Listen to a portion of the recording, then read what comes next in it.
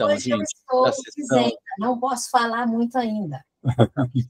Bom, estamos iniciando a nossa sessão de hoje e foram selecionados 3 textos para discussão, para funcionarem como base dessa discussão, né? E esses textos praticamente foram sugeridos pelo Sandino e pela Sílvia, né? Então, eu pediria aos dois que fizessem a mesma fala que fizeram, inclusive, quando sugeriram os textos, né? Especialmente para os novos. Nós temos diversos colegas que estão começando agora no grupo. Então, eu acho que essas discussões são importantes até para situar todos nas nossas discussões. Sílvia, Sandino. Bom, eu posso começar bem devagarzinho, né? São 3 artigos sugeridos por Sílvia, por mim e por outros, evidentemente, né, para este encontro. Os 3 textos, eles marcam muito bem os conceitos básicos com que a gente trabalha nos nossos estudos. E também marcam bem as categorias básicas com que pretendemos analisar nossos estudos no GeoCEDAM. E se a gente sempre considera que uma análise de um objeto de estudo deve considerar o processo de luta que tomou conta daquele período da história que a gente está tratando, nada melhor do que resgatá-la através de categorias ou até de conceitos bem claros. Então, os 3 textos, na nossa opinião, é que marcam bem uma posição metodológica dos nossos estudos daqui para frente. Seja universal e singular, toda hora nós usamos, seja as categorias diferentes, como da educação, como Pedro coloca, e também o outro texto, que é sobre cultura. As singularidades culturais são assunto muito importante com que a gente trabalha. Então, seria mais ou menos essas espetaculares. E tudo isso dentro de quê? Dentro de uma organização do trabalho didático, onde a questão conceitual deve estar clara. Por isso que a gente sugeriu esse estudo. Sílvia, é com você. Mais uma vez, boa noite. Eu completaria dizendo que esses textos eles são formados por categorias que abarcam as 3 áreas de atuação do GEP-CEDAM: educação, ambiente e cultura, né?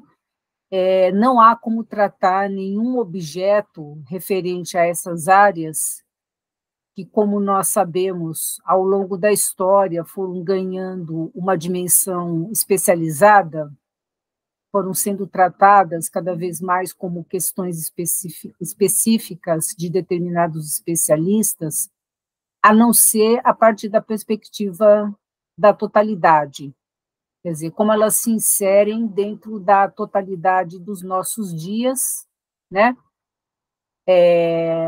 Que é a da sociedade capitalista, ainda num determinado momento da sua história. Hoje, uma sociedade capitalista que nós sabemos passando por um processo de crise intensa, né, de crise fortíssima. Ainda hoje nós tivemos o lançamento dos últimos dados da ONU, uma agência capitalista oficial, né, que indica o grau de miséria e pobreza ao qual a nossa sociedade chegou. Acho que é interessante, inclusive, né, um convite a que todos façam a pesquisa sobre esses dados. E para examinar qualquer objeto nessas três áreas, né, seja na educação, seja com relação à questão do ambiente, seja em relação à questão da cultura, foi que nós pensamos na necessidade de começarmos por essas leituras básicas, que discutem a questão da historicidade, né, quando Pedro chama a atenção para a educação como questão histórica, ele está chamando a atenção, na verdade, para o caráter histórico de toda questão humana, de todo e qualquer objeto de estudo, portanto,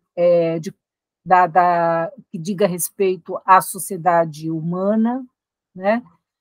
A questão do universal e do singular, que sempre perpassa também qualquer objeto dos nossos estudos, né? Sendo que o universal exatamente é essa totalidade na qual nós estamos todos imersos e todas as coisas se fazem presentes, são partes dessa universalidade. E, por último, uma questão que eu acho bastante importante, principalmente nos dias de hoje, que é a discussão da cultura, né?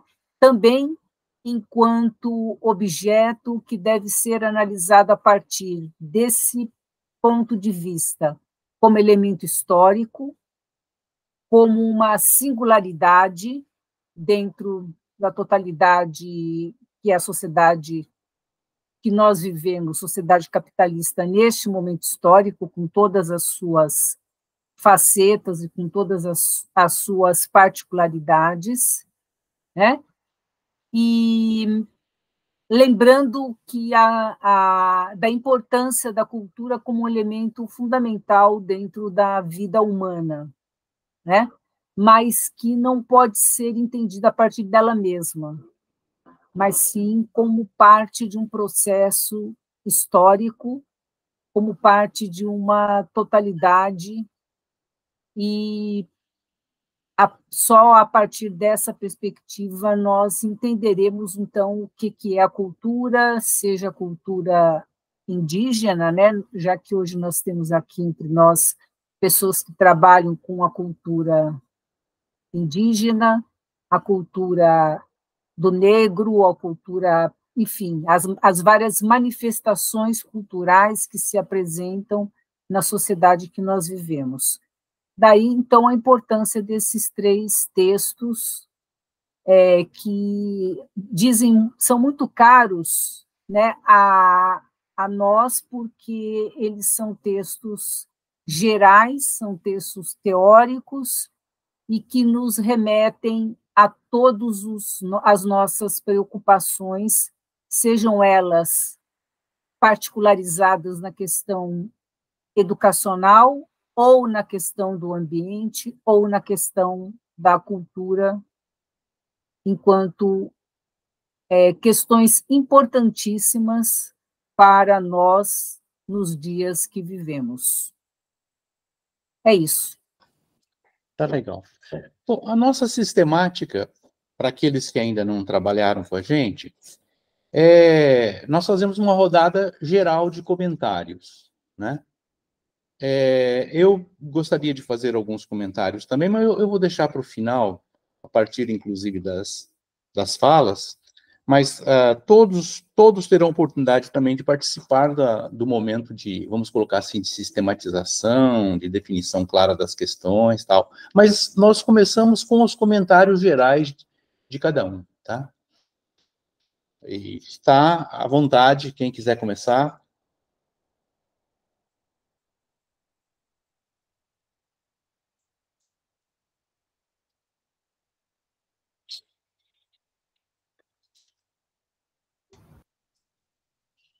Eu vou começar, então, para fazer algumas provocações aqui, né, que são assuntos dentro do contexto do trabalho e da pesquisa que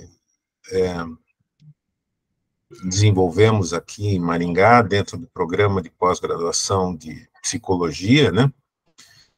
Nós trabalhamos com a constituição da subjetividade e a organização da atividade do ensino como geradora da consciência humana. E a gente trabalha dentro dessa perspectiva por compreender os fenômenos postos na universalidade, né? E os reflexos desses fenômenos, né, colocados na universalidade dentro desse processo de constituição do sujeito singular e das singularidades da vida. Como é o primeiro movimento meu dentro do grupo, né, eu entendo que os conceitos aqui norteadores, ambiente, educação e cultura, têm realmente uma relação dialética bastante grande. Eles perpassam toda a questão da pesquisa, da constituição da subjetividade e o lugar da educação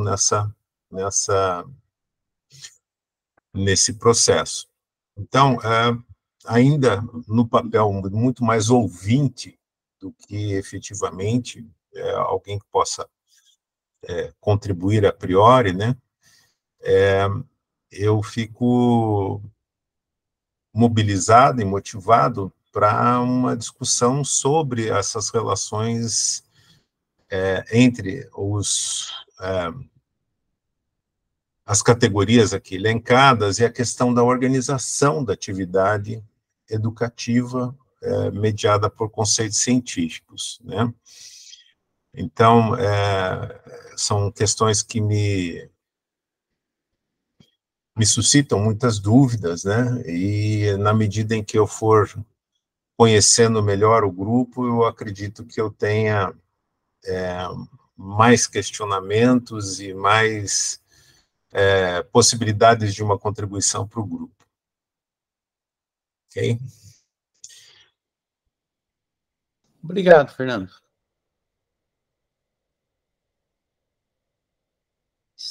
Está aberto. Saulo, você se inscreveu, Saulo?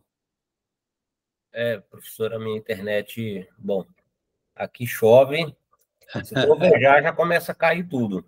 Tá bom. Fala, Saulo. A minha fala é mais no sentido também de interrogação, né, do que exclamação. No texto do Pedro Alcântara Figueira e no texto seguinte do professor Gilberto, no caso, o texto Cultura, né, crítica aos usos e significados do termo.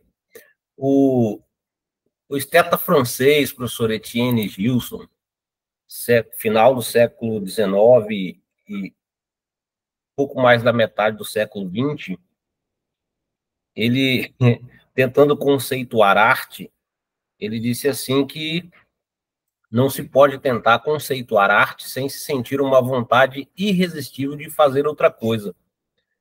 Bom, eu costumo trazer essa fala dele para a educação, né? Tentar conceituar a educação me parece, na minha pouca leitura, também que é uma busca árdua e também se sente uma vontade irresistível de fazer qualquer outra coisa, tentar conceituar a educação para mim, que sou da área da educação.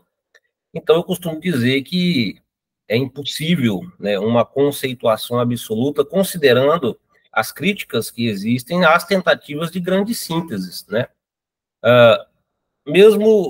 Eu posso também pensar, eu acho, com relação à cultura, né?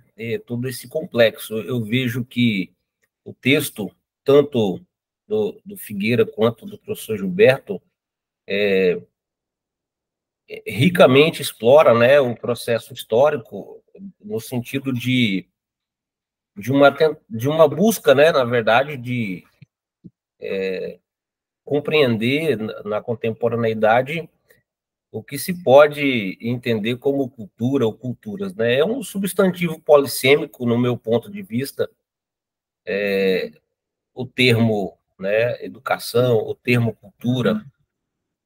Contudo, é possível, né, que a gente consiga fazer uma análise crítica ou lançar um olhar crítico, como, por exemplo, quando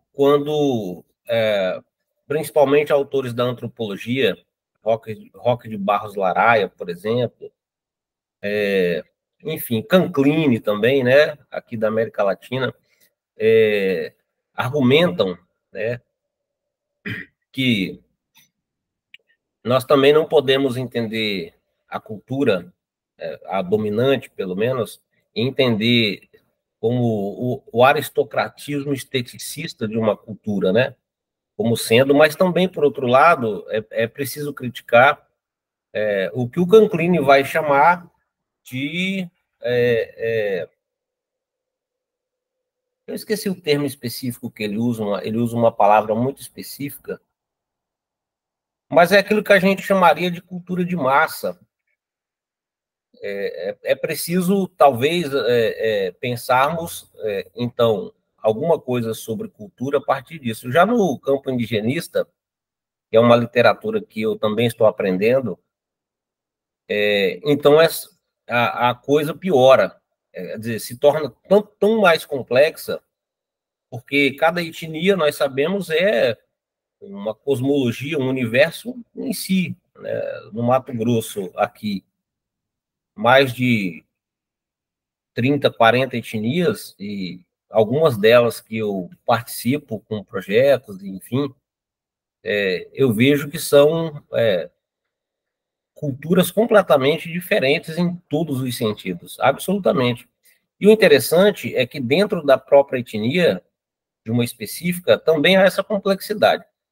Para encerrar, para não delongar muito, recentemente eu tive no Zaurá, lá no Xingu, no Alto Xingu, e uma coisa que eu observei, os anciãos, eles ainda preservam o elemento cultural da nudez, né? Então, eles estão conversando, participando de qualquer atividade com o visitante, completamente nus, né? Com seus adereços tradicionais e tudo. Porém, os jovens, principalmente acima de 16 anos, até os 20 e pouquinho ali, eles, no entanto, com roupa, com celular, né? Já nesse nosso... já dominados, né, pela cultura, então, contemporânea dos jovens não indígenas. E entre eles não há um olhar de diferenciação em que pese, para mim, haver uma enorme diferenciação nisso.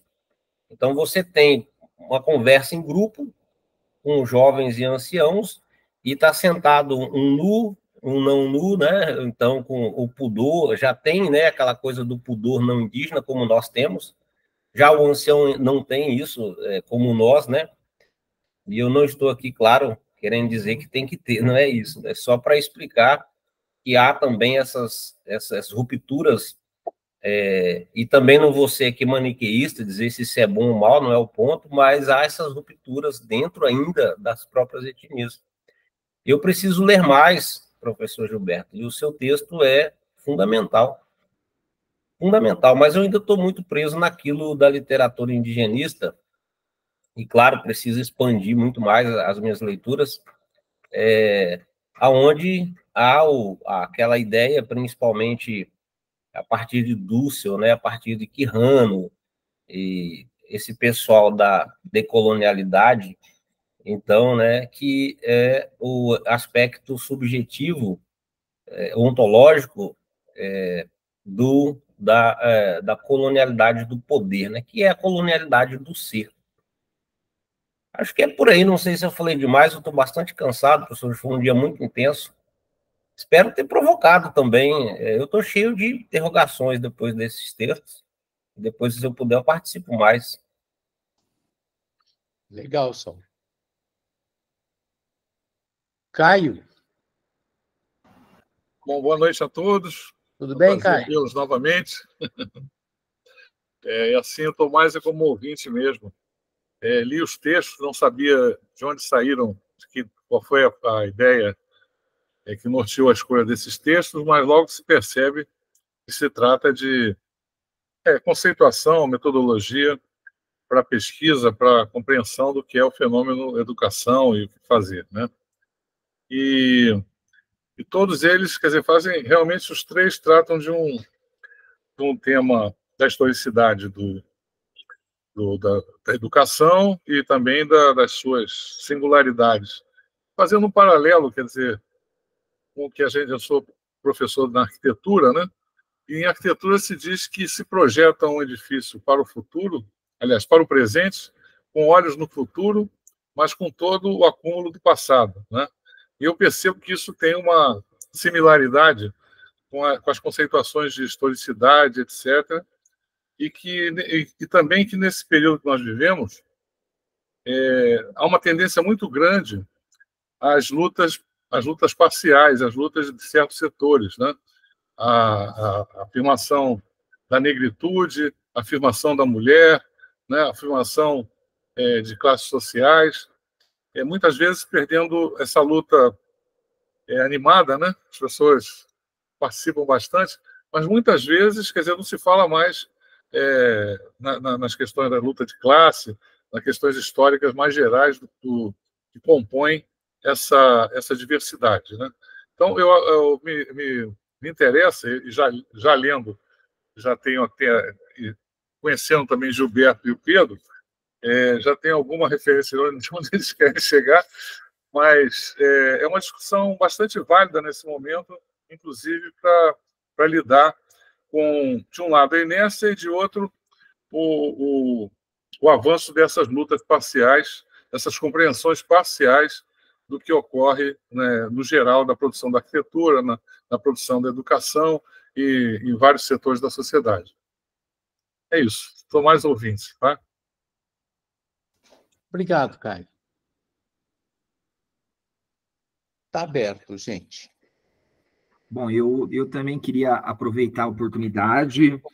Eu tinha me programado para fazer a leitura dos textos por esses dias e não consegui dar conta de um dos textos, mas fiz a leitura dos textos do Gilberto e já conheci algumas das discussões e tentei, na medida do possível, abstrair, né, alguns termos para a minha realidade, que é para a realidade, como eu coloquei para vocês no início, uma realidade onde eu procuro entender o gerenciamento a partir das relações de poder, né, a partir dos antagonismos que existem, né, entre capital e trabalho, que são materializados justamente em técnicas de controle que se colocam como abstratas, como neutras, como formas, digamos, universais, inclusive, não é?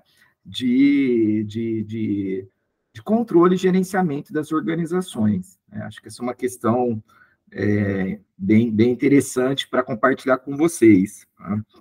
Como que isso aparece lá no meu campo, né? Então, uma coisa muito comum é a gente ouvir que existe uma única forma de se administrar. Qualquer organização, seja ela uma cooperativa, onde todos os trabalhadores são associados, seja uma empresa privada, seja uma escola, seja, né, uma organização pública, tá? Então, esse tipo de afirmação acaba escondendo os antagonismos. Então, eu tentei, na medida do possível, professor, colegas, garimpando aqui no texto alguns termos para trazer aqui para a gente discutir. Acho que essa ideia do fazer científico é muito importante, e, assim, os termos mobilizados, singular, universal, totalidade, são termos que a gente acaba discutindo com os orientados, muitas vezes pisando em ovos, então me ajudou bastante em algumas questões, né? E aí, escutando agora o professor Saulo, uma das inquietudes que me ocorreu na leitura do texto, né, é justamente, acho que ele tocou aqui na questão decolonial, que acho que é uma discussão, eu não vou dizer que é um modismo desse momento, porque em verdade não é. Acho que desde a década de 60 a gente já vê, né, uma série de autores aí levantando essa questão de como o professor mesmo nos provoca aqui com um livro, né, uma cultura brasileira, de que a gente deveria pensar o nosso desenvolvimento a partir da nossa cultura. Acho que ficou bem clássico as posições do Celso Furtado nesse sentido, que evidentemente não está no nosso campo, né? Acho que eu não entendo o Celso Furtado como Marx, acho que não é, né? Também não entendo ele como liberal, como já escutei muitas vezes as pessoas colocarem esse predicado a ele, mas ele não está, ele dialoga com as questões que estão colocadas aqui, né? Então, no sentido de a gente procurar a nossa própria forma de desenvolvimento. E aí eu começo a trazer, então, para a discussão, né, essa categoria que o professor colocou, que é o universal, né, e o singular, para a gente tentar debater com outro par, né, que seria, na minha avaliação, o par que está mais, digamos assim, próximo do real, que é a totalidade e a particularidade. Então, eu colocaria, não foi bem assim que você colocou no texto, né? Mas eu acho que daria para pensar esses dois pares, os dois primeiros de uma forma mais abstrata, né? Quer dizer, o universal e o singular como categorias abstratas e a totalidade e a particularidade já como categorias que estariam num campo mais concreto. Então, a totalidade, para a gente, na verdade, é uma construção, né? Quando a gente sai do concreto imediato e chega no concreto mediatizado pelas nossas construções, a gente continua chegando ainda num concreto pensado, né? Então, a gente tem uma perspectiva de totalidade, etc., né? Então, a gente estaria ainda, de certa forma, num campo abstrato. O campo do real, que aí eu estou pensando a totalidade, a particularidade, a gente tem que criar as mediações para a gente alcançar. Eu sempre sou provocado pelos meus colegas, mas como que acessa o real? Né? Porque é sempre muito difícil acessar o real. O que é o real? Né? Então, outra coisa que me passou no texto, professor, logo no começo, né? É a questão também do real versus a realidade. Né? Então, poderíamos pensar que, na minha leitura, né, que nós temos um real. Agora, a realidade, existe diversas realidades. Né?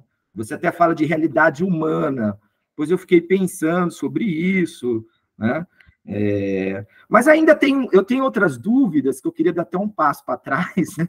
Porque muitas vezes eu acho que não é muito claro nas nossas discussões, pensando nesse paradigma aqui que a gente está, né, inserido, né, algumas diferenciações, por exemplo, entre categoria e conceito, se são a mesma coisa, às vezes são palavras que são intercambiadas nos textos, e a gente sabe hoje, você participa de qualquer dissertação de mestrado, qualquer banca, perdão, ou avalia qualquer trabalho, aí, minhas categorias de análise, etc. E eu acho que categoria para nós não é a mesma coisa que está aparecendo nas diversas dissertações e trabalhos, né? Acho que a ideia de categorizar enquanto de agrupar elementos, etc.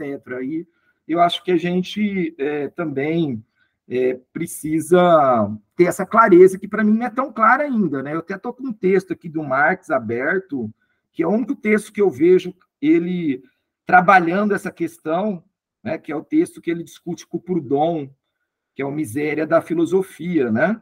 Então, assim, eu não esqueço ele puxando a orelha do Proudhon, quando o Proudhon afirma que a máquina é uma categoria econômica. Ele fala, não, se a máquina é uma categoria econômica, então o cavalo que puxa, né, o arado, etc., também é uma categoria econômica, porque uma categoria econômica tem que ser uma expressão de uma relação social produtiva.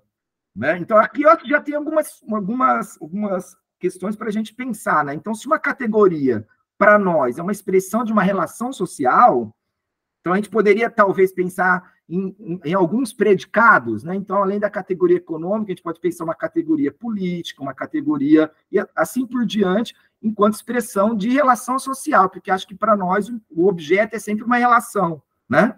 Eu, pelo menos, entendo que a gente está sempre elegendo uma relação para a gente estudar. Então, essa foi a primeira, assim, impressão que eu tive, professor, da leitura, né? que, assim, em algum momento eu fiquei um pouco não é incomodado, não é essa palavra, mas trazendo até o que o Saulo, porque eu fui um pouco encantado, estou um pouco encantado com as discussões decoloniais que estão aparecendo, tal, dessa ideia da epistemologias do Sul, eu não sei o quê, que, de certa forma, como você nos provoca no texto, né, acabam desfocando um pouquinho, né, o olhar para as questões mais universais e para as questões que nos levam, de fato, aos dois grandes polos, que é capital versus trabalho. Né? Então, essa é uma questão aí que ficou, para mim, com um grande ponto de interrogação. Outra questão, só para finalizar, me desculpem, tá? Mais uma questão que, assim, também ainda estou digerindo ela, não sei se, né, se eu estou fazendo a leitura correta, é a oposição, né, que aparece no texto. Então, me parece que é um critério gnoseológico de opor ciência, né, e ideologia. Né? Então, no sentido de que ideologia é igual falsidade e, né, ciência é igual verdade. Então, me pareceu, foi uma impressão que eu tive. Né? E eu não vejo problema nisso, eu acho que é isso, mas é isso também. Na minha avaliação, não é só isso, se nós entrarmos também numa questão mais lucatiana, numa questão mais ontológica, no sentido assim de que a ciência também pode ser ideológica, não tem nenhum problema com isso, no sentido dela ser um instrumento da luta de classe, etc. Aí que tem essa questão, né, que acho que ela atravessa a discussão. Não, mas espera aí, a gente tem uma ciência só ou várias ciências? Né? Então, seria essa, assim, as inquietações iniciais que esses dois textos aqui me provocaram, que eu vou ficar muito tempo pensando sobre isso ainda, tá? Me desculpem se eu falei demais. Não, tranquilo, Elcio, obrigado. Está aberto.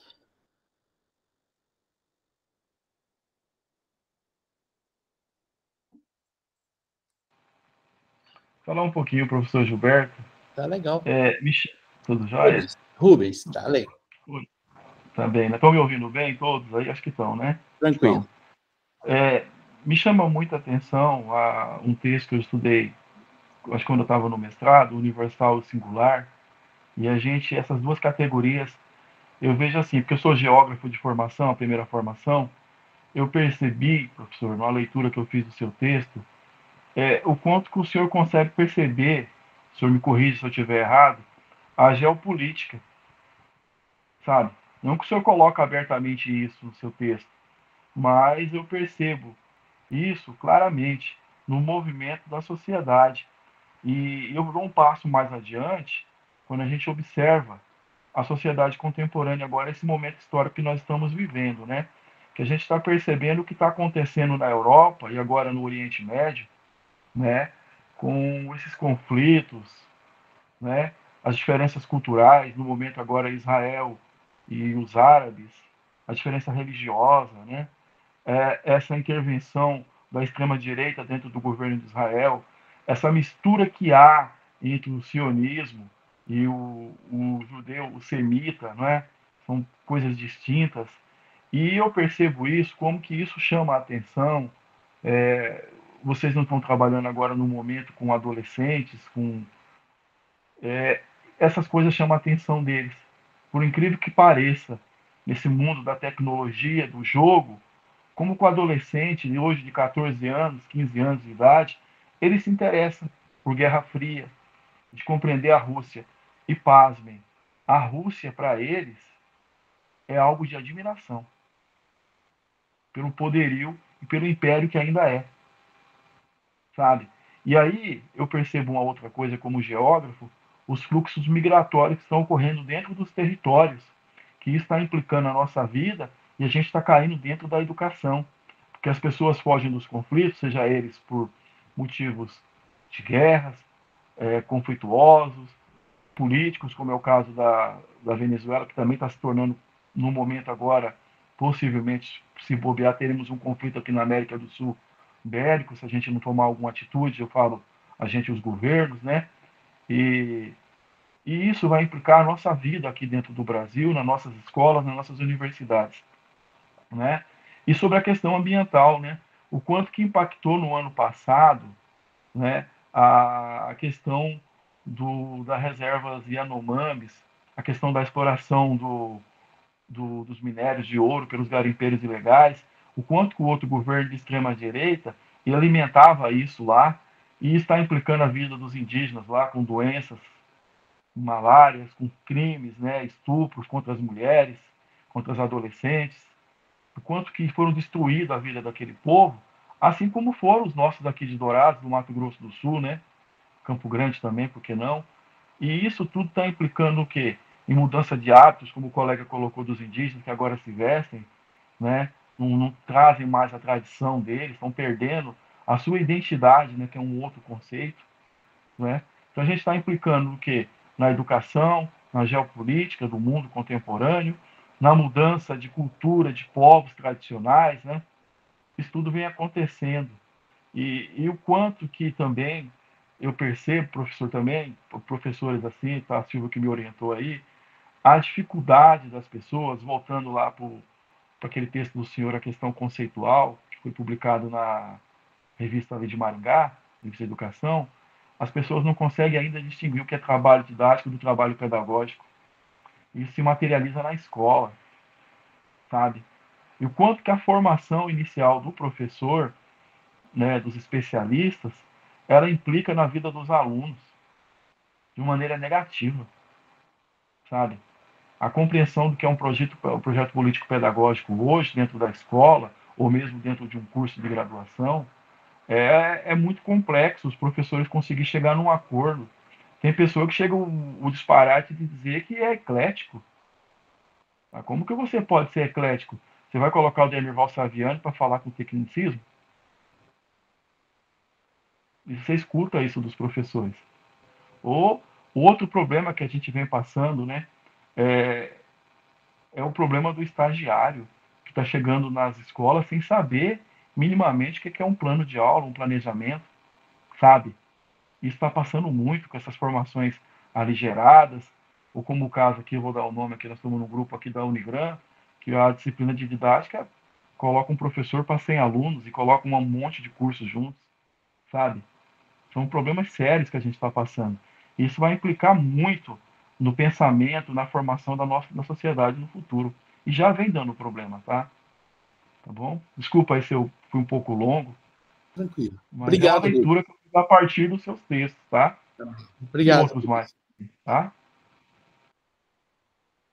Está aberto para comentários. Sandino, quer? Estou ligado, estou. Bom, gente, eu estava escutando Saulo, Elcio, Rubens, Fernando. Estou vendo que as coisas se aproximam muito bem para ter maiores clarezas de categorias, de conceitos e assim por diante, né?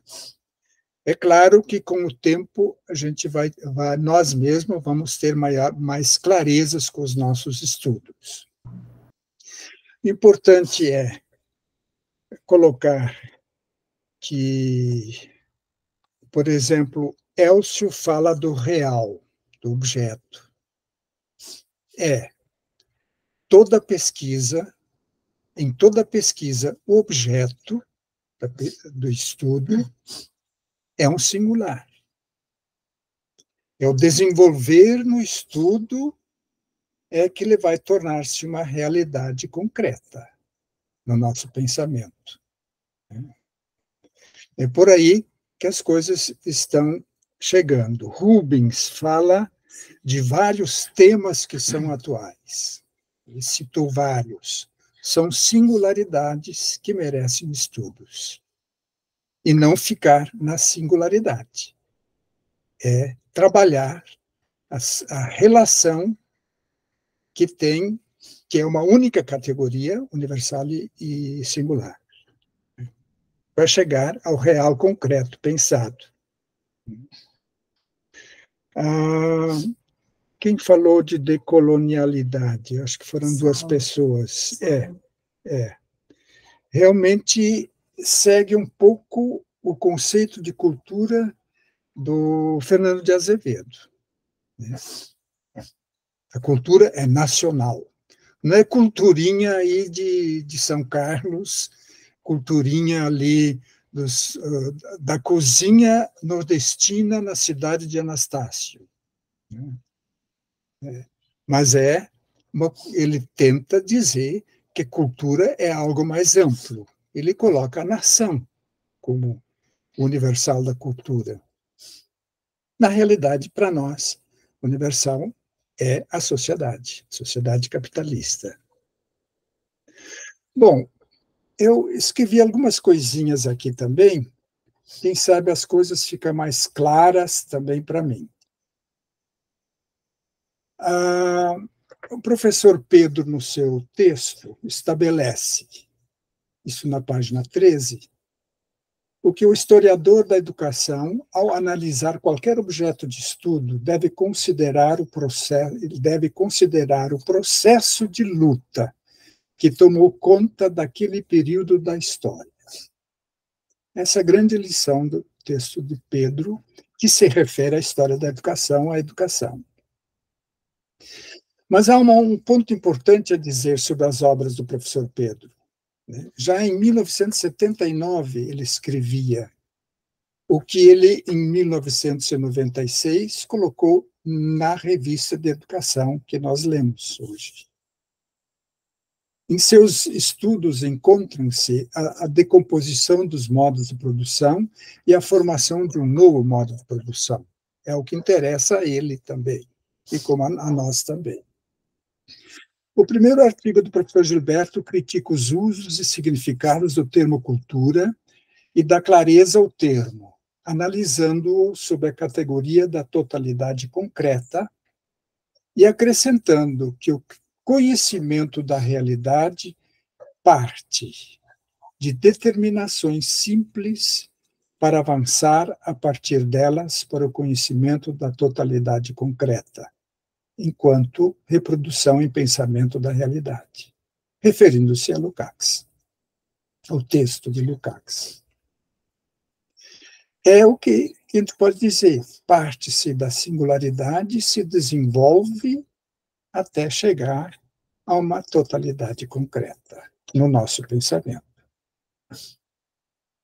O segundo artigo do professor Gilberto explicita a categoria universal singular, dando aprofundamento ao título do livro que descreve as singularidades culturais.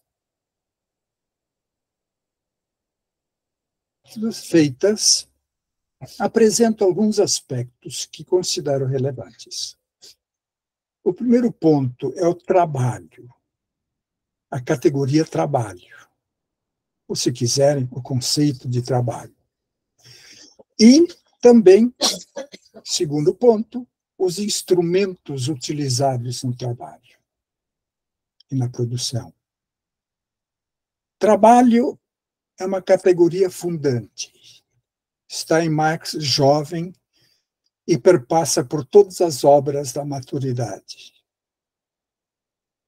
Eu me lembro que na última reunião essa categoria estava presente nos colegas e lembro-me de vários que se referiram ao trabalho.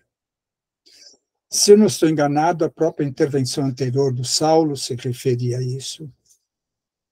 Isabela, me lembro, Isabela de Araraquara, chamou a atenção das obras originárias de Marx, onde ele desenvolve a categoria trabalho como fundante de todo o conhecimento do modo de produção capitalista.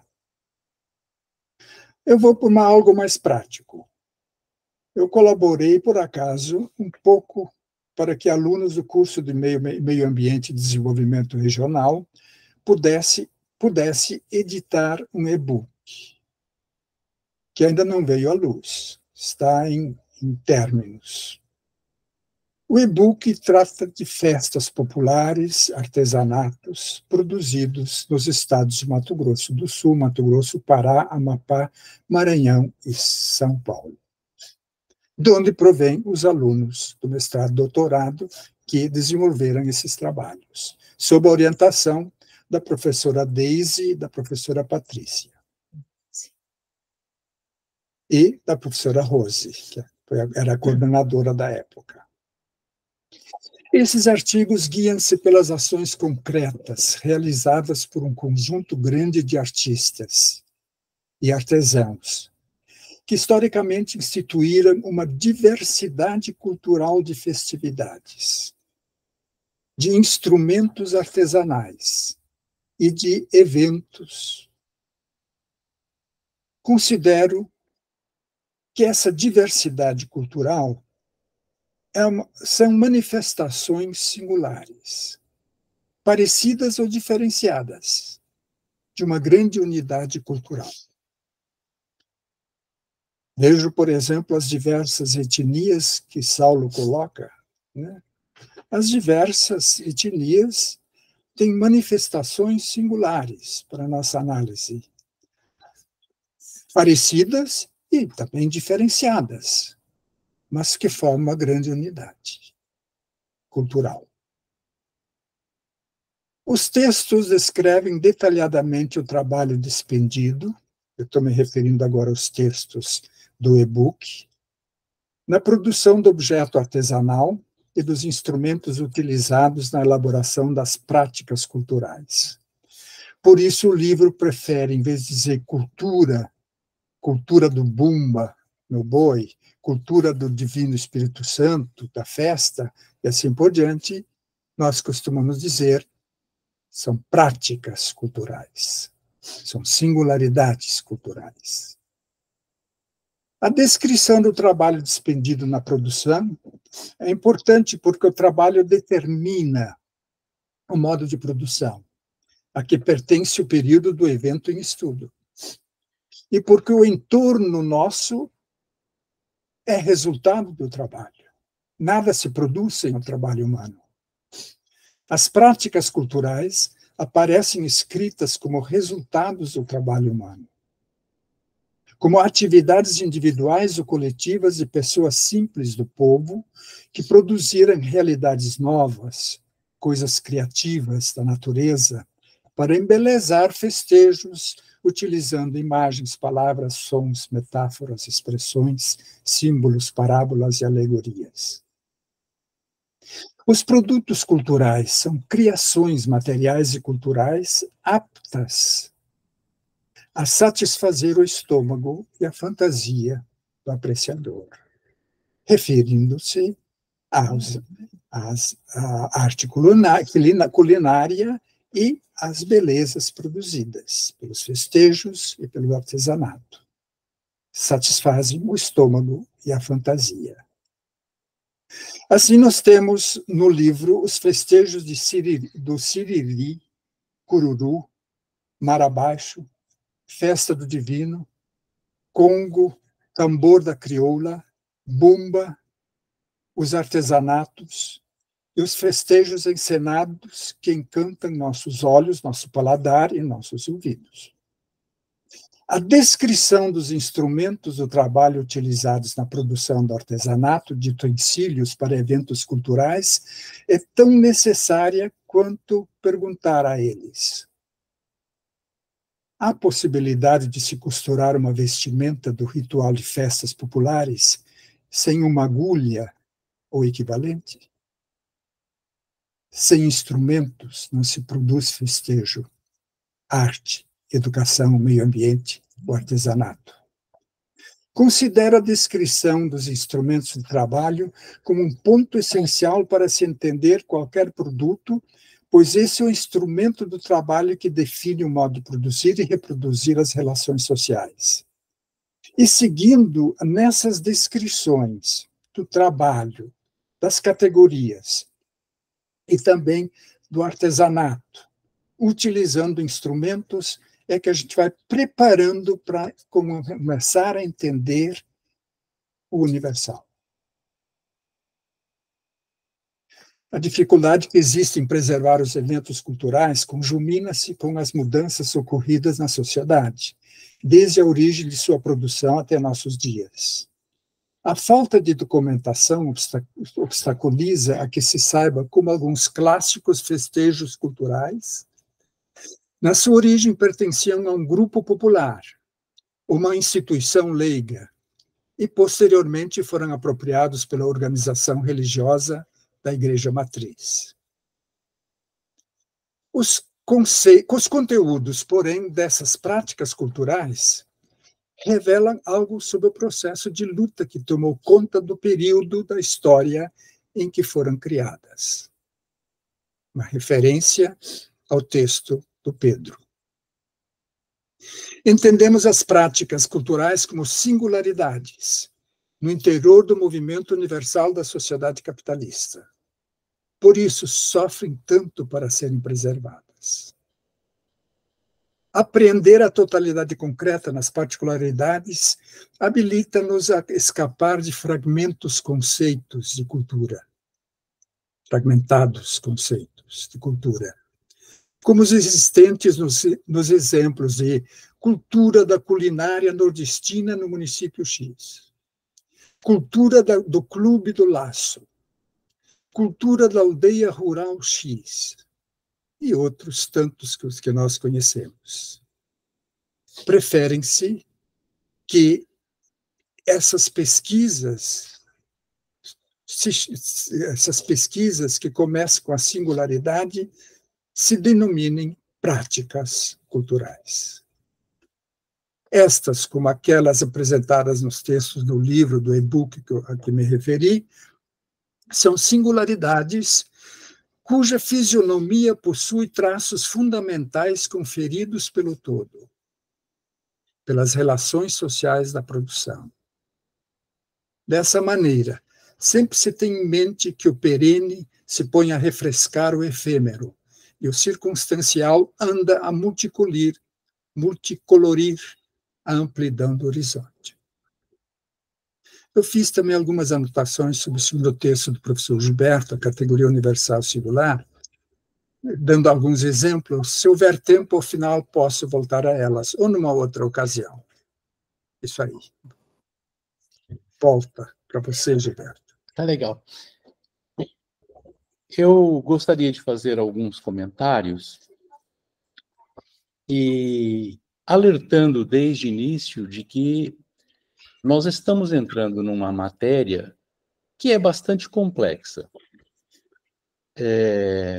Possivelmente, para elucidar tantas questões que foram levantadas aqui, outras leituras se fazem necessárias, né? Mas eu gosto muito de pensar, sempre de uma forma sintética, algumas questões que nos ajudam ou que ajudam a nortear o debate e ajudam a nortear a nossa própria forma de ver a matéria, né? Por exemplo, eu gosto muito da questão que foi colocada pelo Elcio sobre ciência e ideologia, né? E aí, sempre, eu acho que a gente precisa ter clareza de qual que é o movimento do real. E eu vou falar muitas vezes aqui em movimento do real, né? Me parece que o trabalho científico só pode ser qualificado dessa forma se ele apreende o movimento do real. E é por isso que a gente diz também que apreender o movimento do real necessariamente corresponde a apreender o movimento do universal. A educação não tem movimento próprio. E os educadores acham que tem. Os educadores falam em movimento da educação, por exemplo. Não existe movimento da educação. O que existe é a forma pela qual o movimento da sociedade se manifesta na educação. Essa é uma questão crucial, tá? Pois bem, dito isto, eu vou voltar a essa questão, né? Mas dito isto, eu gostaria de trabalhar um pouquinho em cima dessa questão da ideologia e da ciência. Ô, Elcio, eu não sei se você leu aquele texto que eu escrevi recentemente sobre a decadência dos modos de produção e a educação. A gente, nos nossos debates, no nosso grupo de pesquisa, inclusive, a gente está procurando, inclusive, ganhar um grau de radicalidade maior nas nossas elaborações. Tá? Como é que eu colocaria essa questão da ideologia e da ciência? Não são coisas que se opõem. Não são coisas que se opõem. Tá? Mas para eu entender suficientemente isso aí, eu tenho que entender aquilo que eu já chamei de movimento do real. Tá? No geral, saindo um pouco do próprio âmbito da sociedade capitalista, hoje eu tenho, para mim, que cada época, cada modo de produção tem uma forma de conceber a produção do conhecimento. Se você vai lá na sociedade escravista, a forma de produção de conhecimento por excelência é a filosofia. E nunca mais se teve, na história humana, um entendimento de produção da filosofia como se teve lá na sociedade escravista. Se você vai na sociedade feudal, a forma de produção do conhecimento é a teologia. E é contra isso, inclusive, que vai se colocar a ciência moderna burguesa. E aí nós temos lá nas origens o Descartes, temos lá o Bacon, temos lá o Galileu Galilei, né? Spinoza. E a grande questão que eles estão colocando é a necessidade de o homem produzir conhecimento objetivo. Essa que é a grande questão para eles. Por oposição ao quê? À escolástica. Né? E essa forma de se produzir ciência, que é muito característico da nossa época, teve uma grandeza imensa até o século XVIII, vamos colocar assim. Tá? No século XVIII, após a realização, inclusive, da Revolução Burguesa, e se tem como marco clássico aquilo que aconteceu na França, tal, um dado novo surge. É exatamente a ascensão da burguesia, o surgimento do Estado burguês. E aí o Marx, lá no pós-fácil, da segunda edição do Capital, ele faz uma consideração que é fundamental. Ele que reconhecia a grandeza da economia política. Marx, o tempo todo, a preocupação dele é tomar como referência a economia política. Tanto que o Capital, o subtítulo, Crítica da Economia Política, que é a forma de ciência burguesa mais avançada até então. Tá? Mas aí ele diz, olha, no momento em que a burguesia chegou ao poder, infelizmente, os cientistas burgueses não têm mais compromisso com a verdade. A partir desse momento, eles estão pura e simplesmente produzindo conhecimento útil ao capital. Não existe mais ciência, isso se tornou só ideologia. Olha só. Então, segundo essa fala do Marx, isso tudo que nós produzimos no âmbito da universidade não é ciência. Por isso que ele fala que a única ciência da nossa época é a ciência da história. É a única ciência que se propõe a abordar a totalidade. É a única ciência que está preocupada em captar o movimento do real da sociedade capitalista. A ciência burguesa já não faz mais isso. A ciência burguesa está profundamente comprometida só com o domínio do capital. Então, veja só. E tem outra noção também, antes de mais nada, outra noção também que eu gostaria de deixar bem claro. O que é ideologia? Está aí um termo extremamente complicado também. Tá? Você, quando analisa as obras aí no âmbito das ciências sociais, tal, você vai verificar que existem formas diferentes. No meu entendimento, e a partir daquilo que eu vi em Marx, a ideologia é a própria visão de mundo de uma classe social. Toda classe social, ela praticamente produz uma visão de mundo fundada na sua forma de produzir a existência. Tá? Por isso que é uma visão parcial. porque é a visão da classe. E tem mais. Lá, na época de ascensão da burguesia, ou vamos lá nas origens da época moderna, tal, tudo isso aí, a burguesia está defendendo um projeto extremamente avançado, um projeto civilizatório extremamente importante. A produção do conhecimento ali naquele momento é fundamental nessa perspectiva de construção, inclusive de como diria o Galileu, né? O Galileu a necessidade de se produzir um mundo onde viver será um grande prazer, dizia o Galileu Galilei. Era esse o objetivo da ciência. Pois bem, mas essa forma da ciência operar era impulsionada pela própria ideologia burguesa. No momento em que a burguesia chega ao poder, esse compromisso não existe mais. Tá? Então, a partir desse momento, é aí que o Marx vai dizer, a própria ciência se transforma num instrumento de domínio. Então, todas as ciências especializadas estão a serviço do domínio da burguesia. Isso tem a ver com o quê? Com o momento histórico. A burguesia não é mais uma classe revolucionária. Então, a sua ideologia, a sua forma de ver o mundo se decompôs. Então, veja só, a ciência hoje é meramente ideologia. E o que é pior, né? Está a serviço de uma classe que não tem mais qualquer compromisso com a realização da existência humana num patamar superior. Estamos vendo aí o que é o mundo capitalista hoje. Ele está se destruindo.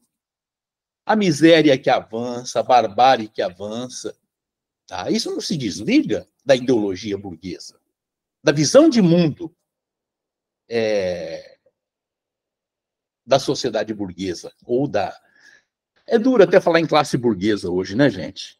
Porque a sociedade capitalista está se decompondo de uma tal forma que as classes estão se destruindo. Então, a burguesia está se destruindo, o proletariado está se destruindo. Então, essas classes, tal como elas se conformaram lá no passado, né, elas não existem mais. Então, quando a gente fala da necessidade de captação do real, viu, Elcio? Necessariamente a gente tem que pensar na história. Se a gente não entender as especificidades, vamos colocar assim, do movimento do real hoje, a gente não tem condições, inclusive, de entender os nossos objetos específicos. Porque, apesar de especialistas, nós podemos fazer todo um esforço no sentido de analisar os nossos objetos que são singulares no âmbito do universal. Essa é a grande questão. As ciências especializadas não fazem isso e nem podem fazer isso. Essa é uma questão que está colocada para o cientista comprometido com a transformação social. Isso não tem nada a ver, inclusive, com a ciência moderna. Essa é outra forma de se produzir ciência. E é isso que o Marx chama de ciência da história, lá na ideologia alemã. Agora, eu também entendo que o aprofundamento dessa questão, viu, Elcio, demanda a leitura de alguns outros textos, sabe, de a gente, né, não é questão para se resolver hoje. Eu acho que a gente está levantando questões aqui até para avançar nos nossos estudos, né? Eu vou dar uma paradinha por aqui e depois eu volto mais, mas por hora eu gostaria de deixar essa questão aí, da relação entre ciência e ideologia, tá? Não são coisas que se opõem, não. Nunca, nunca.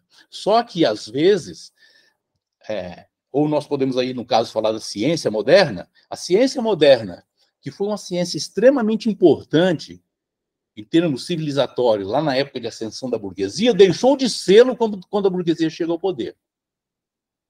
Tá? Ela própria se transforma só em ideologia, ela só está a serviço dos interesses da burguesia. Ela só funciona a partir dos interesses dessa classe, né, que praticamente a promove. Tá? Então, ela perdeu aquela grandeza que ela teve na época da ascensão burguesa. Mas eu tenho mais coisas, mas eu volto depois, ainda para problematizar essa questão do fazer científico. Saulo, ele tinha já pedido para a palavra. A Gilma também entrou no grupo. Bem-vinda. Muito obrigado, Silvia. Na verdade, é uma pergunta ao professor Gilberto. Bom, ouvindo, né, o professor Gilberto falar, na minha dissertação de mestrado, em uma parte, e claro, eu escrevo ela a partir da pesquisa indígena, né, no campo indigenista. Então, eu considerei, professor Gilberto, a cultura como sendo o resultado de territorialização. E como o professor Sandino bem relembrou, né, claro, do trabalho, não tem como ser diferente. Então, partindo disso, é possível pensar que não existe a cultura sem o território, né? É no território que se estabelece a produção do conhecimento, o lugar ontológico do ontos. Aí, o Ricardo Antunes apresenta para a gente que o trabalho nessa sociedade burguesa está sujeitado completamente à relação de emprego. Nesse sentido, não é possível entender que a produção do conhecimento elaborado, então, apenas não está acompanhando essa mudança social, porque no texto do professor Gilberto, né, e também na fala, então, o conhecimento, ele acompanha a mudança social, a cultura, né, no caso, ela acompanha a mudança social, enfim, e uma das coisas que mudou, então, foi exatamente o trabalho, a relação de trabalho para, então, a relação de emprego na sociedade burguesa.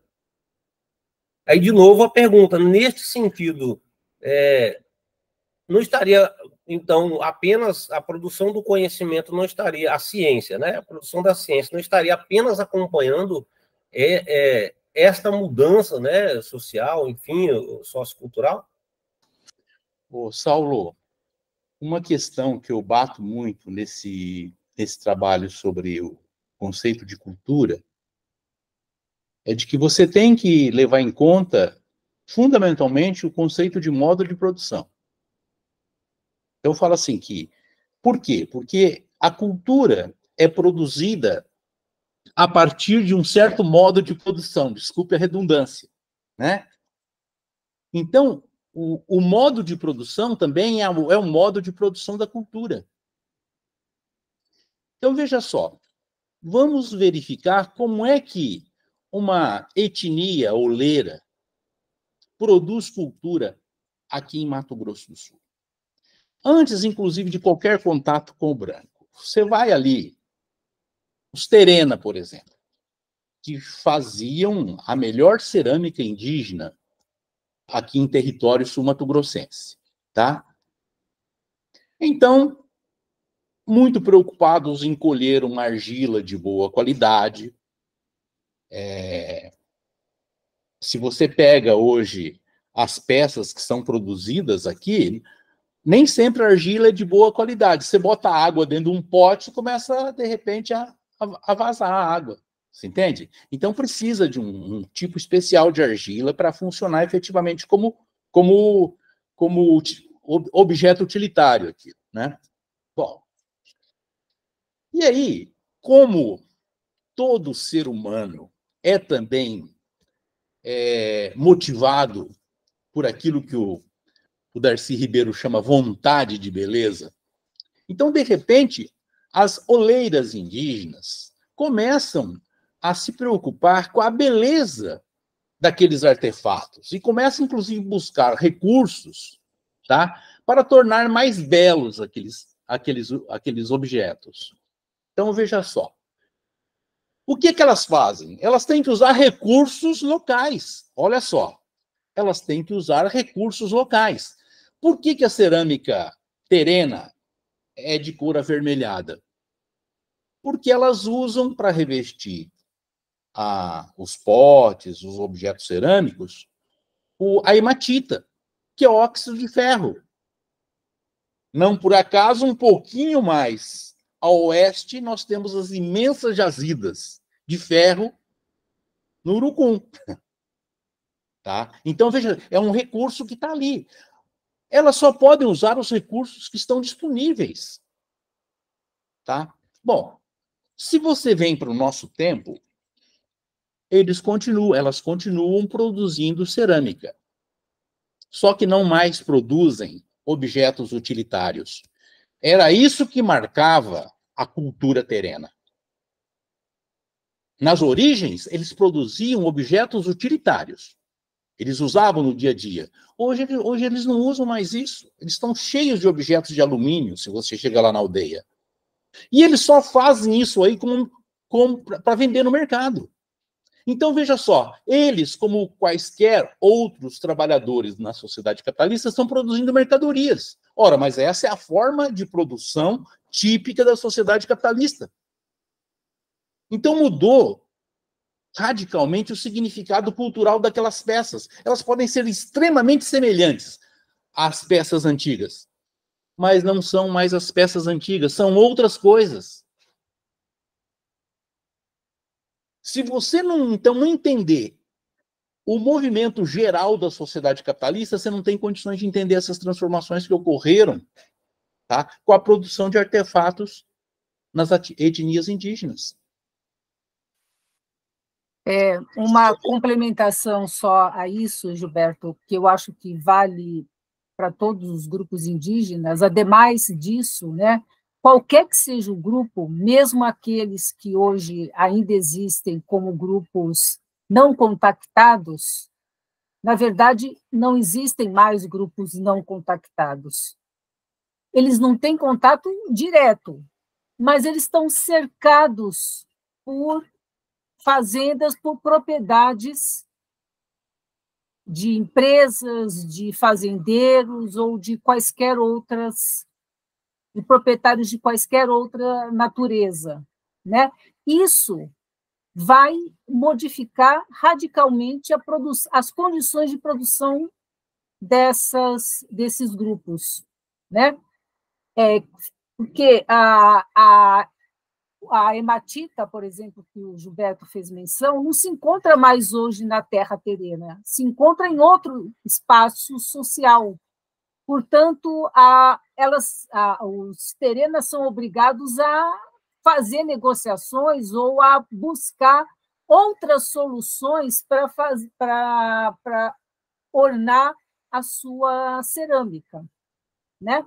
Assim como os grupos que eram, por exemplo, conheci o Xerente, que é um grupo que se situa no norte de Tocantins, antigo norte de Goiás, era um grupo nômade.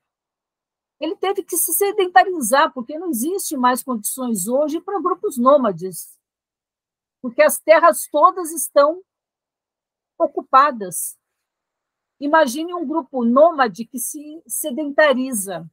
Ele precisa se tornar, de uma hora para outra, um grupo agrícola, aprender a plantar, né? E isso implica transformações nas práticas, inclusive nas práticas culturais todas do grupo, né? Em todas as suas práticas sociais, por conta das transformações sofridas no modo de produzir a vida desse grupo, né? Fora outras questões que a gente conhece, que você melhor do que ninguém sabe, provocadas por quer dizer, se intensifica o contato, então, de repente, você tinha um grupo que não tinha nenhum tipo de contato com determinadas doenças, de repente aparecem, de uma hora para outra, uma série de doenças que esses indígenas não enfrentavam agora, eles vão ter que enfrentar, né? A questão, por exemplo, atual, né, dos problemas seríssimos nas terras Yanomami com garimpo, né, o contato dos Yanomami com mercúrio, e tudo que isso vai causando, em gerações e gerações de indígenas. Por quê? Porque as condições materiais de existência mudaram, né? E mudaram para todos os grupos, né? Volto a repetir, mesmo para aqueles que ainda estão em vias de ter um contato permanente com nossa sociedade, né? E aí, é claro, aí entra o nosso trabalho enquanto pesquisadores, né? Comprometidos com uma forma de conhecimento que leve adiante, que traga informações para a sociedade, principalmente para aquela parte da sociedade que tem os mesmos interesses de transformação dessa sociedade que aí está, capitalista, né, por um lado, e, por outro, o papel do Estado. O Estado vai ter um papel importante nesse processo, e que isso também vai depender da nossa pressão e da pressão dos próprios grupos organizados. Isso a gente tem visto através desses mais de 500 anos de história. Mas era só para complementar essa questão que o Gilberto coloca, né? Quer dizer, de como necessariamente as condições materiais de existência vão provocando transformações na vida de todos, mesmo aqueles que aparentemente estão mais distantes do que nós chamamos, ou do que a sociedade costuma denominar como civilização, né? Olha, eu ainda gostaria de comentar, só pontuar, ainda em cima dessa questão do fazer científico, lembrar que sempre quando a gente se defronta com categorias científicas, tal, nós não estamos enfrentando um mundo marcado pela homogeneidade, né? Quer dizer, as matrizes teóricas, inclusive, são completamente distintas, né?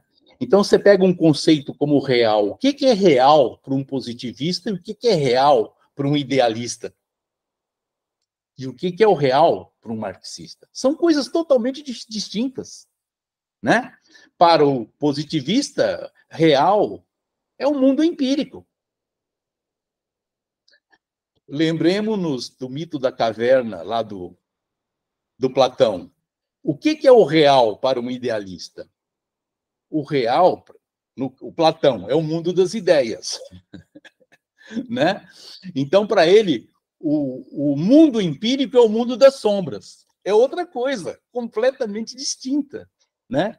Então, quando a gente se defronta com esses conceitos, tem matrizes teóricas diferentes disso aí a gente começa a verificar que os conceitos realmente eles não batem. Né? Quando eu digo que fazer um trabalho científico é captar a forma pela qual o nosso objeto específico reproduz o movimento do real, tá? Esse real ao qual eu me refiro, ele também não é empiricamente dado. Eu preciso, para captá-lo, categorias científicas. Necessariamente, no caso do modo de produção capitalista, eu preciso dessas categorias econômicas que me permitem entender o movimento do real. Né? Nós podemos, inclusive, elaborar categorias científicas também. Às vezes, o nosso objeto é tão específico, que eu preciso elaborar categorias específicas para apreendê-lo. Né? Então, existe esse cuidado que a gente precisa ter. Aí ainda, Elcio, quando eu falo de universal, eu posso tomar universal como sinônimo de totalidade. Eu posso pensar o Lukács, por exemplo, para pegar, inclusive, termos que você utilizou. O Lukács, ele fala de uma relação entre o universal e o singular mediada pelo particular. E, trazendo isso para o caso da sociedade capitalista, por exemplo, ele vai afirmar o seguinte, que a sociedade capitalista tem dois momentos particulares muito nítidos. O momento do capitalismo competitivo e o momento do capitalismo monopolista. Então, veja só, para ele, o particular são essas fases da sociedade capitalista, especificamente pensando no caso da sociedade capitalista. Tá? Então, aí é o estudo que realmente vai permitindo que a gente capte essas especificidades da teoria, né? Mas é esse ponto aí que eu gostaria ainda de... Sandino... Se vocês me permitem uma reflexão e também uma provocação, bom, primeiro vou começar com a provocação. Não, é bem isso, né, professor? Conforme acho que a matriz epistêmica, os termos, por isso que eu estou até evitando usar a palavra aqui, categoria, conceito, porque são diferentes, né? E meio que virou, na academia, tudo a mesma coisa. Categoria em tudo quanto é lugar. Falei, não, peraí. Né? A categoria é um tipo muito específico de conceito, né? Para nós ela é uma coisa muito cara, então não posso chamar, como eu disse, né, antes, uma coisa, vou chamar ela de uma categoria econômica, porque, na verdade, a categoria seria uma expressão de uma relação, né? Então, para mim, eu não vou estudar soja pela soja, quantidade, vou estudar a relação social produtiva que está por trás da soja, da mercadoria soja, por aí, né? E aí, a provocação, que eu acho que é uma coisa interessante, lá no meu programa o pessoal gosta muito da palavra instituição, né? Então, e aí tem institucionalismo para tudo quanto é gosto também. Que é complicado também, né? Até definir o que é uma instituição, etc. Eu tenho um orientado que falou, olha, resumidamente, instituição é um hábito mental compartilhado. Então, e aí, nesse sentido, já fica muito próximo também, né, do termo cultura. Mas a minha provocação, na verdade, a gente está falando da cultura a partir da economia, mas a gente vê muitos colegas procurando a cultura na superestrutura e não identificando a cultura na base material. Então, na verdade, é uma categoria, né? Vou chamar aqui de categoria, mas que ela está na base material, ela não é algo superestrutural, né? Seria essa a provocação, né? Se é isso, etc., né? E aí, professor, você falou da ciência, concordo, ficou bem claro para mim, porque às vezes o termo, no contexto de um texto, né, às vezes passa uma impressão e aí a gente tem que fazer uma análise do texto como um todo. Nesse sentido, acho que a gente tem que ser até funcionalista, de ver a função das coisas dentro de um texto, nesse sentido, né? E no fazer científico e essas mobilizações aí do termo ciência e ideologia, eu me lembrei de um texto, ele está bem fresco na minha cabeça, porque eu li faz pouco tempo, né? Da Esther Weissman, deve ser conhecido de vocês, professora lá da UFMG, estuda bastante Lukács, né? Que chama A Ideologia e Sua Determinação Ontológica. Né? E aí ela começa a discussão com o Bacon, com a doutrina das ídolas, etc., para falar, olha, a primeira grande discussão sobre ideologia na modernidade está ali, né? Tinha que retirar essas questões para se produzir um conhecimento objetivo, etc. E ela vai fazendo uma discussão, né? E num determinado momento ela traz ali a questão do Darwin e do Darwin e do Galileu, a teoria, né,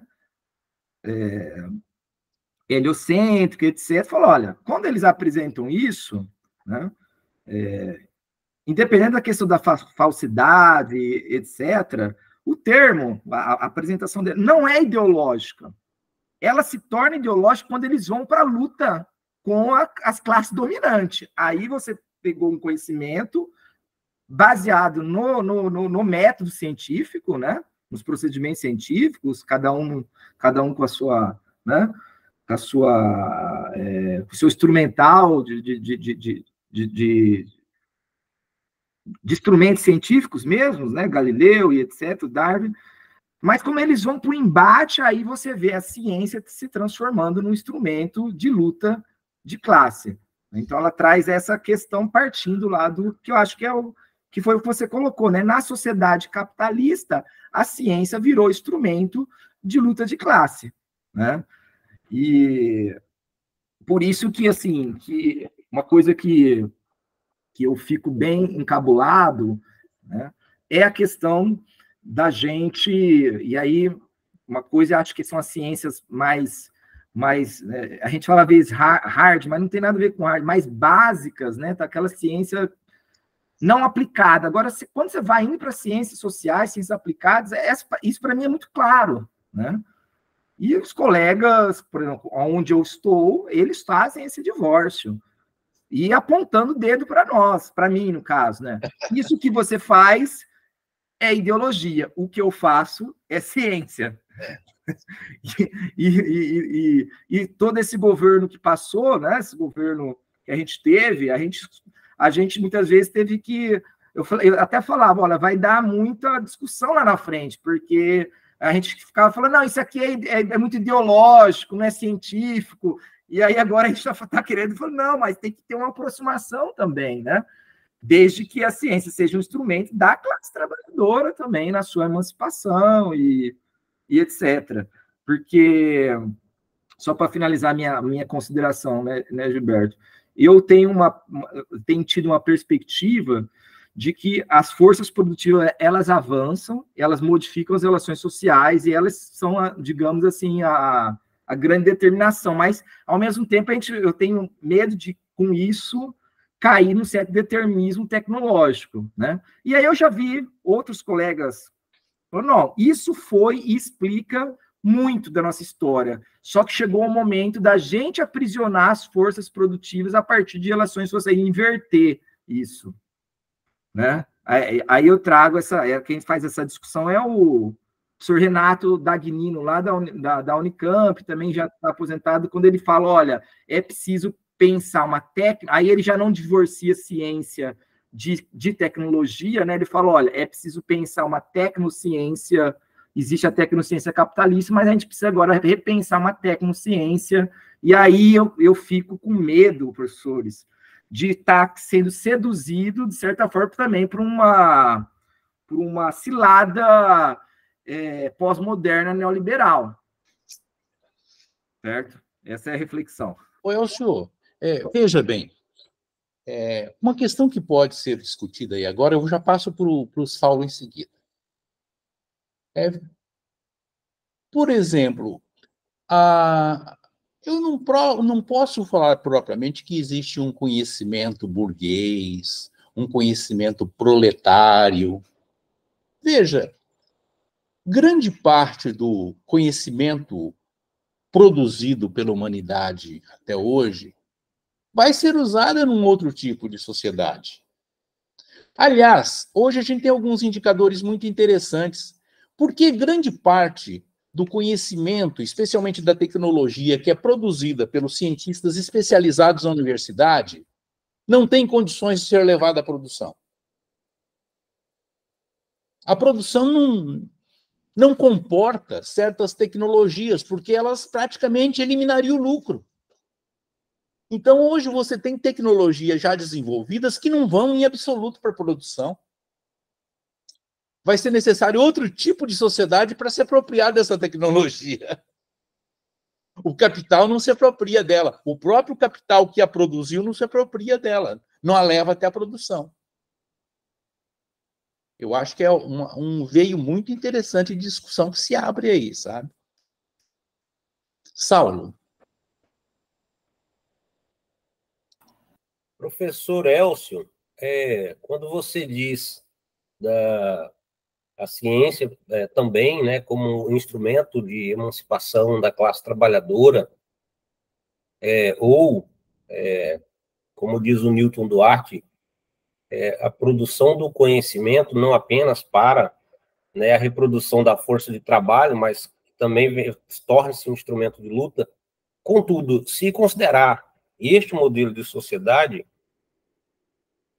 Bom, estou com medo de cair aqui no fosso da filosofia pseudo-libertadora, mas o Freire, Paulo Freire, quando ele diz que nesta sociedade capitalista, o desejo do oprimido, então, só pode ser o desejo de ser opressor, quer dizer, deixar de ser oprimido nesta sociedade pressupõe ser opressor, já que isso não muda o modelo de sociedade. Como você vê isso? Porque a ideia de emancipação neste modelo é uma ideia de se tornar o opressor, o detentor dos processos e meios de produção, ou eu estou falando ingenuamente?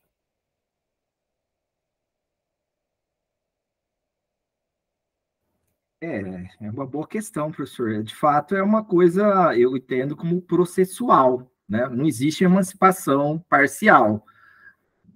Algumas pessoas falam microemancipação, a comunidade ali conseguiu se emancipar porque conseguiu organizar as forças produtivas a partir de conselhos, etc. Só que, ao mesmo tempo, eu não descarto esses experimentos justamente por isso, porque eles estão apontando, né? Estão anunciando novas formas, novas relações, novas tecnologias, que acho que é o que o Gilberto também colocou, que não são úteis para todas as formas de produção, né? Na administração é muito claro essas questões, porque assim, se bate muito numa tecla, só existe uma única forma de gerir, etc. E quando você inverte, fala, não, mas peraí, e dentro de uma questão democrática, como é que fica, né? Tudo que foi construído, você vê que foi construído para o controle, para a alienação do processo decisório. As pessoas não estão dentro de uma organização para tomar decisão, até porque elas não são proprietárias dos meios de produção, nem que seja de forma restrita, né? Que eu sei que o Marx já debateu bastante sobre isso na sua época, né? Quando ele falava das cooperativas, ele falava, olha, no final das contas você vai usar o chicote em si mesmo. A Rosa Luxemburgo falava isso, mas ele via as contradições de tudo isso também, né? Ele falava, olha, se for organizada nacionalmente, não sei, é o protótipo das organizações dos trabalhadores, né? Então, nesse sentido que eu vejo, que acho que tem uma coisa interessante também, né? Que a gente fala, às vezes, de tecnologia, e a gente pensa muito nas tecnologias físicas. E a gestão, desculpa puxar a sardinha aqui para minha... A gestão também é uma tecnologia, então a gente tem que pensar nas tecnologias de gestão e nas tecnologias físicas também, e na articulação de tudo isso, né? Mas nesse sentido, eu concordo com você, não há emancipação possível de um grupo só, acho que, né, dentro dessa perspectiva da totalidade, não tem como, mas há anúncios, né? O novo vai nascendo dentro do velho, e, enfim.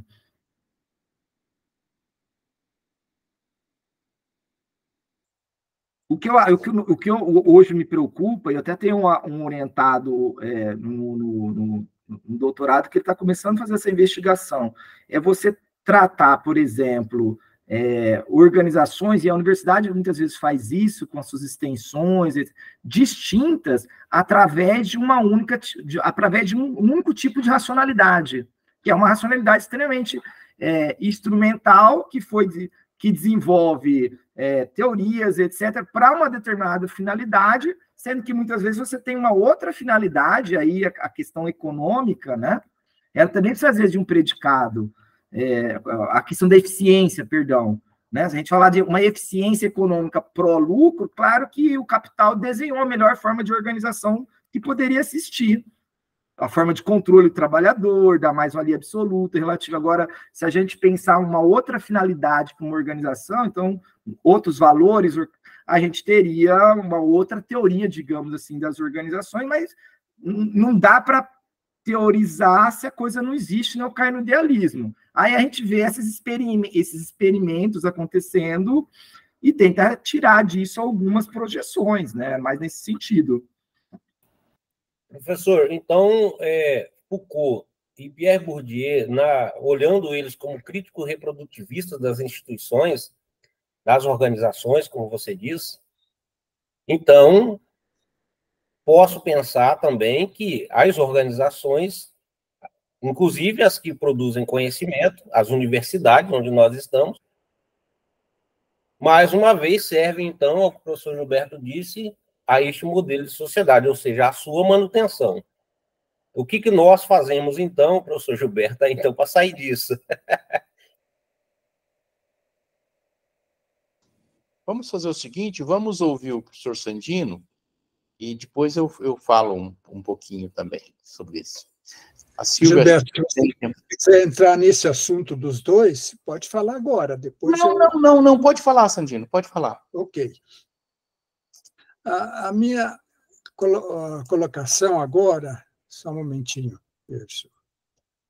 é sobre universal e singular. Dar um pouquinho mais de clareza, né, uma certa aproximação desta categoria.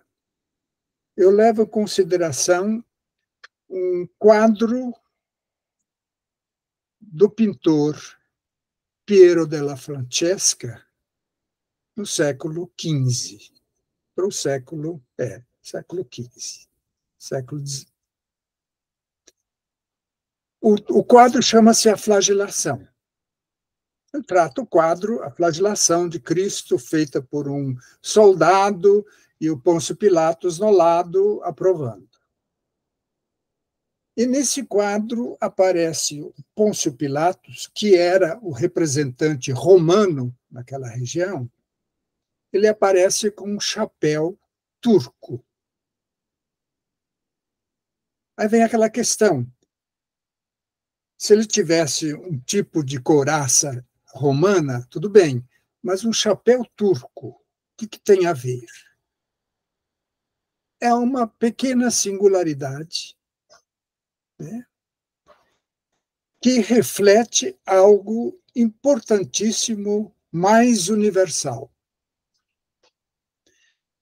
O quadro reflete a flagelação de Cristo por o soldado romano. O que representa o chapéu do Pôncio Pilatos que lavou as mãos? Ele continua fazendo exatamente o que os turcos estavam fazendo naquela época. Aí, novamente, que a gente tem que ver a luta que havia à época do evento, a luta social. E se descobre de que os cristãos da Turquia de então, né, estavam sendo flagelados, estavam sendo maltratados, etc. Né? Então, tudo isso está o quê? Num quadro com apenas um chapéu turco. Uma singularidade, quase um fragmento. Mas dentro dessa singularidade há toda uma universalidade que se manifesta no chapéu, ou que se manifesta no fato dessa singularidade do chapéu. Evidentemente que essa realidade não se dá a conhecer imediatamente. Por isso, é preciso de a história, ciência da história, também de argumentos teóricos, assim por diante. Um outro exemplo que talvez seja mais interessante em termos de base material. Eu tiro do livro A Ressurreição, de Tolstói, que é o último livro, o último romance dele, antes de falecer. Ali, nessa história, tem que é da monarquia, e que vive entre a monarquia, mas é um personagem que vai procurar ver os que estão presos politicamente, tenta salvá-los porque não vê razão de estar preso, enfim, ao redor disso é uma função que ele faz. Mas ele é da aristocracia. Aí um dia ele viu que tinha um preso político sem razão de estar, só porque era contra o czar. Ele faz um apelo para um representante importante do czar, do primeiro escalão. Esse do primeiro escalão, o czarista, ele estava casado com uma mulher que, à época de solteira, estava namorando esse nosso advogado, que pretendia soltar. E ele se encontra com essa senhora, a senhora o recebe muito bem, com muita alegria, né? E ele pede para ele ser liberado. No dia seguinte, ela vai com o seu marido, o marido vai com os donos do czar, sei lá o quê, donos do poder, e ela escreve no outro dia um bilhete para ele, um simples bilhete. O seu prisioneiro já pode ser solto. Vai ser imediatamente solto. Lukács pega esse bilhete e diz o seguinte: esse mundo universal dos tsares, onde não tinha leis, não tinha nada, era ditadura, etc., feudalismo total, né? Ele diz assim: esse bilhete vale muito mais para a ciência do que dezenas e dezenas de documentos, por mais consistentes que eles sejam. Veja ali a singularidade representando o universal. Os dois exemplos dão assim um pouco mais de clareza de como a gente vê, porque o universal ele só consegue manifestar-se na singularidade. É isso aí. O Saulo, hoje, a hora que o Fernando, o colega que já saiu, infelizmente, de Maringá, estava conversando com a Angélica, então eu estava dizendo, olha, por aqui nós estamos indo devagarzinho, na medida do possível, tal. Eu gostaria até de pegar essa fala dele, eu acho que a gente pode fazer isso. O que nós podemos fazer é isso, é ir devagarzinho, na medida do possível. Só que, infelizmente, na academia, de repente, nós somos tomados por propostas megalomaníacas, sabe? E nós queremos, inclusive, envolver uma quantidade imensa de gente, e isso é inviável. Eu tenho condições de responder por aquilo que eu faço dentro da sala de aula. É o que eu estou dizendo atualmente. Se, de repente, a gente pode contar com mais de uma pessoa, ótimo, vamos fazer um trabalho a 2. 3, melhor ainda. Tá? Agora, como que a gente cai efetivamente nas utopias, né? Aquilo que o Pedro chama das utopias. E eu, infelizmente, que é uma figura que eu tenho uma admiração profunda, né? Mas que eu acho que ilustra muito isso, Saviani. Que droga quando o Saviani pensou em construir essa bendita pedagogia histórico-crítica, né? Se discute isso há mais de 20 anos. Isso toma os educadores de uma forma, assim, até neurótica. E não se realiza. Isso não se realiza, é impossível de se realizar. Por quê? Porque a escola está organizada de uma forma totalmente adversa a isso aí. E outra coisa, para a gente fazer efetivamente um trabalho político relevante, nós precisamos ter domínio do conhecimento. Não é só com boa vontade, não. E aí, o que é o conhecimento culturalmente relevante? A maior parte dos professores não tem isso. Os professores não leem, os professores não têm domínio de arte, tá? Então eles não têm os pré-requisitos necessários para fazer um trabalho significativo. Eu entendo que se pode fazer, isso aqui expressa um pouco esse tipo de visão. Estamos conversando aqui com pessoas de boa vontade, ninguém é obrigado, inclusive, a levar alguma proposta para as escolas, estamos aqui discutindo questões de ordem geral que podem interferir aqui e ali no dia a dia dos nossos trabalhos, tal. Mas sem essa preocupação maluca. Vamos construir uma pedagogia, sem considerar, voltando àquela minha discussão, pedagogia é uma ciência da época de decadência da sociedade capitalista. A pedagogia é uma ciência, entre aspas, medularmente ideológica. Os educadores, eles nem sabem o que se passa no âmbito da sociedade. Os educadores não sabem o que é totalidade. Eles não sabem o que é universal. Como que eles podem fazer relação entre os seus objetos singulares e universal? E ficam defendendo essas propostas aí, às vezes até de uma forma, né, agressiva até. Mas vamos dar uma última rodada para os colegas fazerem suas considerações finais.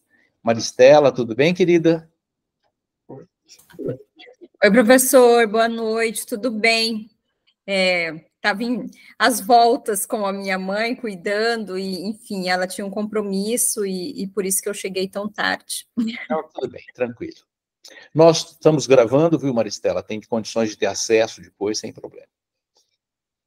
Alguém gostaria de fazer algum comentário mais nesse final de sessão?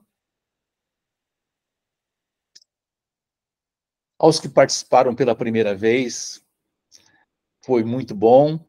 Mais uma vez, boas-vindas. E vamos ter, o mês que vem, a gente vai pensar numa outra atividade também, né? Eu pediria para os colegas, a Silvia, o Sandino, a Angélica, a Maristela, inclusive, a gente ficar um pouquinho mais, que eu tenho que discutir com vocês sobre o nosso programa editorial. Tá bom? Então, os demais colegas, muito obrigado pela presença, gente. Valeu para todos. Um abraço. Obrigado, professor Gilberto. Desculpa tomar um pouco do tempo, tá? Não, tranquilo. O professor Elcio é mesmo muito, muito bom conversar com professores de outras localidades, eu fico bem empolgado às vezes. Legal. Muito obrigado, viu? Eu também agradeço bastante. Fazia tempo que eu não tinha uma reunião assim tão frutífera, né? A gente sai daqui pensando um monte de coisa. Desejo a todos aí uma boa semana, tá? Até a próxima. Tudo de bom, Elcio. Obrigado. Também para todos. Saulo, muito obrigado. Carmen, muito obrigado. Rubens, muito obrigado. Gilma, muito obrigado. Tá? A gente vai se falando aí, tá? Tchau, tchau. Bom, os colegas, eu tenho algumas informações para passar para vocês. Bom, a primeira é que a Silvia, não sei se já passou para vocês o material de revisão do livro, né? A editora já encaminhou para nós o material e essa revisão ela tem que ser feita bem rapidamente, né? E fizeram isso com uma rapidez impressionante, né? Fiquei assim, o meu livro não foi tão rápido assim, né? Bom, mas tem outra coisa que eu quero conversar com vocês. Eu fiz um contato com a editora Maria Petrona, de Londrina. Eu já falei com vocês sobre isso. E eu estou pensando na possibilidade da gente fazer aquela coletânea dos trabalhos sobre ocupação do espaço regional, da gente passar a fazer com eles. E a partir desse contato inicial que eu fiz com eles, e eles mandaram a resposta ontem, se confirmou que eu acho que vale a pena. Por quê? Porque eu quero que eles façam livros que reproduzam o mesmo layout daquele primeiro, sobre a pecuária da Inhacolândia, né? Então, ela mandou uma previsão de custos. E a previsão é a seguinte: 150 exemplares numerados, R$ 8.500. Para vocês terem uma ideia, aquele meu, eu paguei quase R$ 6.000 para a editora e já paguei R$ 6.000 para... Aliás, para a gráfica que rodou e paguei mais R$ 6.000 para entrelinhas. R$ 12.000, tá? E eu ainda tenho que passar mais R$ 1.500 para entrelinhas. Então, para vocês terem uma ideia de como que realmente, do ponto de vista econômico, vale a pena. Eu não sei se eles conseguem manter o mesmo padrão de qualidade. É uma preocupação que eu tenho. Professor, e tem páginas coloridas? Não, esses não. Esses não. Só preto e branco. Tem ilustrações em preto e branco, tá? É uma forma também da gente diminuir um pouco o custo, porque senão vai lá para cima, sabe? Isso mesmo. Então, e outra, uma pequena tiragem, né? Se fosse uma tiragem maior, poderia até ficar um preço melhor, pelo menos por unidade, né? Então, era isso que eu queria dizer para vocês, tá? Isso interessa ao Sandino também, a Angélica, né? E vou conversar com ela amanhã, tal, mas eu gostaria antes de vocês dar a impressão de vocês também sobre isso, tá? Então, vejam, o projeto da Entre Linhas ficou em praticamente R$ 13.500. E aí, na Maria Petrona, vai ficar em 8.500. E veja bem, 2 anos depois, né?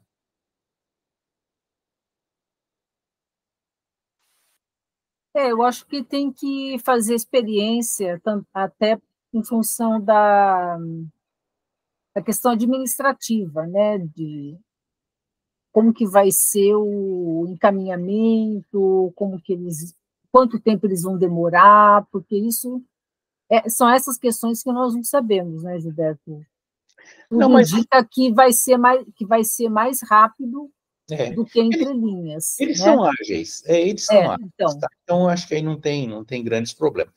Confesso para vocês, a única preocupação que eu tenho é em relação à qualidade.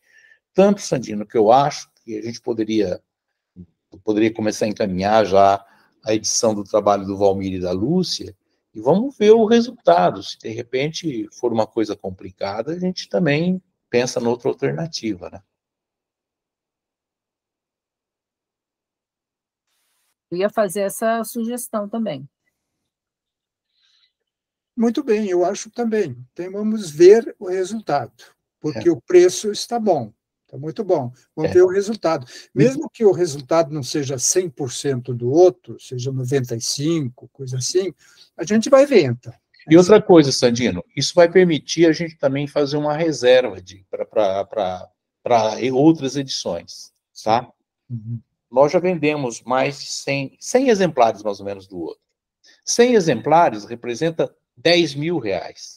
Mas eu estou falando para vocês, são R$13.500 de custo. Você entende? Então, aí tem uns 50 exemplares, mais ou menos, para vender. Tá? Aí, se a gente vender 100 exemplares do segundo, e nós já temos, inclusive, praticamente esse número de sócios, 100 exemplares já supera o custo de produção. Uhum. Tá? Essa é uma questão. Tá? Outra coisa, ontem houve um lançamento de livro aqui no shopping, na livraria Leitura. E eu fui lá, até eu comuniquei a Silvia, a gente conversou rapidamente, eu falei para ela que estava indo lá, e eu conversei com o gerente da livraria Leitura. Eles fazem lançamentos. Só que é um lançamento diferente daqueles que nós normalmente fazemos. Porque eles trabalham com a editora. Então, se a gente acertar um lançamento lá no shopping, eles vão fazer os pedidos dos livros para as editoras. Mas eu acho muito bom isso, porque também revela para a editora o interesse que a gente tem em divulgar o livro, né? Então, nós não temos condições de usar nossas cotas para vender o livro na livraria Leitura. Mas eu acho isso muito bom, porque a livraria Leitura, com certeza, vai se manter interessada em ter os livros à venda. Eles têm, inclusive, uma estante lá só de regionais, sabe? Então, eu acho que é uma relação boa essa que a gente pode fazer com a livraria Leitura. A gente pensar desde já um lançamento anual lá, né?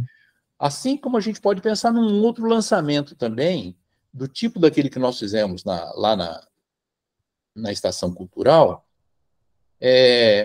Mas talvez até num ambiente mais descontraído, sabe? Talvez um barzinho.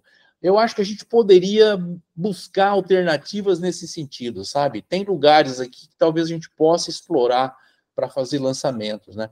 Eu me lembro que o Tax, por exemplo, quando ele lançou aquele último livro dele, foi num bar ali no Carandabosque, um lugar muito simpático, sabe?